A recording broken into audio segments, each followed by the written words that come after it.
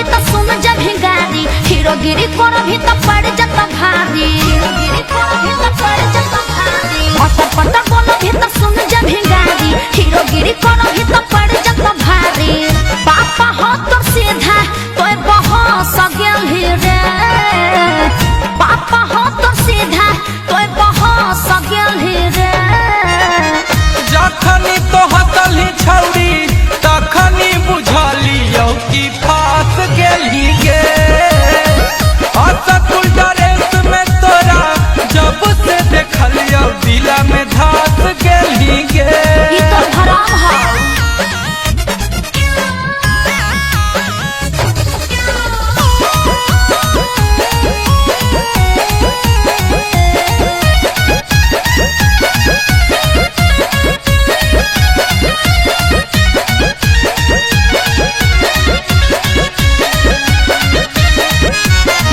आज दिन क्या बाद छोड़ाई है नई नजर रे, पापा के चिन्ह है हमारा केतना अफसर रे।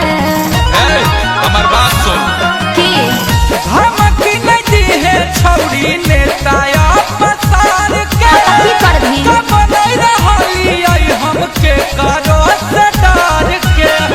देख के फिगर मोर तरस गेल ही रे, देख के फिगर मोर तरस गेल ही रे।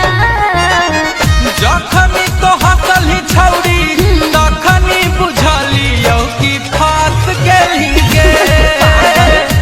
स्कूल ड्रेस में तोरा जब से देखलियो दिला में धस गेली गे। लड़की नहीं देखली कहियो।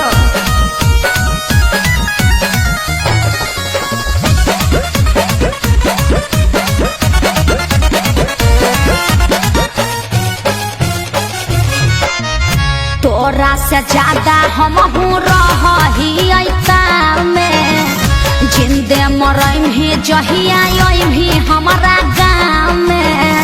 अभी चलियो की हाँ तो चले मरे के न डर है छौरी बुझे हमर दिल के।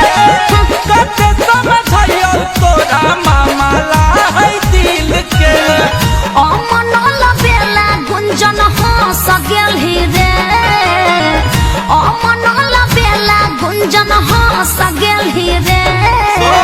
की जखनी तो हतली छौरी अच्छा। तखनी बुझलियो कि फास गेली गे। काके चल रही की स्कूल ड्रेस में तोरा जब से देखलियो दिला में धस गेली गे। अटर पटर बोलो भी तो सुन जा भिंगारी, हीरोगिरी करो भी तो पड़ जाता भारी। अरे। पापा हो तो सीधा तोय बहस गेल ही रे, पापा हो तो सीधा तोय बहस गेल ही रे।